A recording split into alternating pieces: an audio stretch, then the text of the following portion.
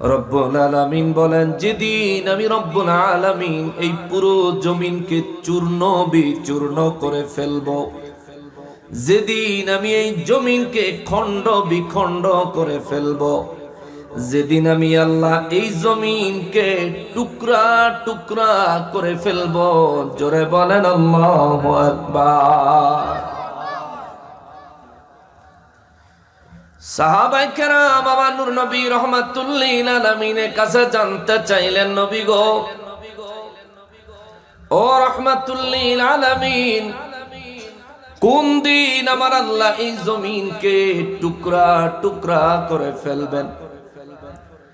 আমার নবী রাহমাতুল লিল আলামিন বলেন, ওই দিনটা হলো কিয়ামতের দিন, যেদিন ইসরাফিল ফেরেশতা বাঁশির মধ্যে ফু দিবেন, জোরে বলেন সুবহানাল্লাহ। ইসরাফিল ফেরেশতা যেদিন বাঁশিতে ফু দিবেন, ওই দিনটা হবে কিয়ামতের দিন। ওই দিন পর্যন্ত রব্বুল আলামিন যদি আমাদেরকে হায়াত দান করেন, তাইলে হয়তোবা নিজের চোখে পৃথিবী চুরমার ধ্বংস হয়ে যেতে দেখতে সৌভাগ্য অর্জন হতেও পারে।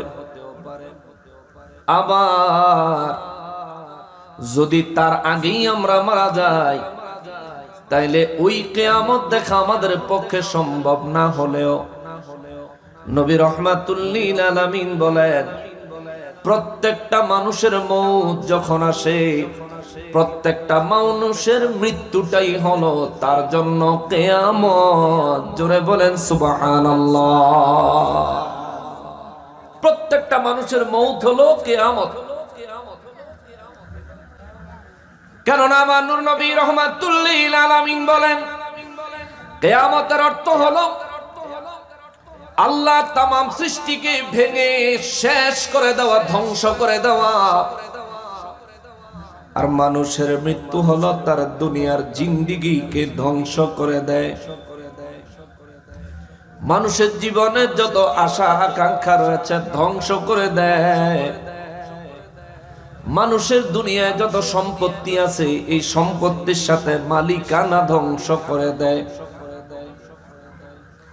কিশোরগঞ্জে কোন মানুষ মারা গেলে এই মানুষের যত সম্পদ আছে, এই সম্পদের মালিকানা মৃত ব্যক্তির নামে কি থাকে? জোরে বলেন থাকে। মারা যাওয়ার সাথে সাথে সম্পদের মালিক হয়ে যায় সন্তানেরা, মারা যাওয়ার সাথে সাথে সম্পদের মালিক হয়ে যায় ওয়ারিসেরা।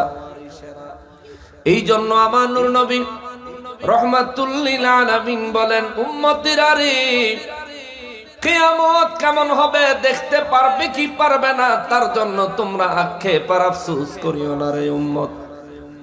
তবে মনে রাখবা, প্রত্যেকটা মানুষের মৃত্যু হলো তার জন্য কিয়ামত, মউত হলো তার জন্য কিয়ামত।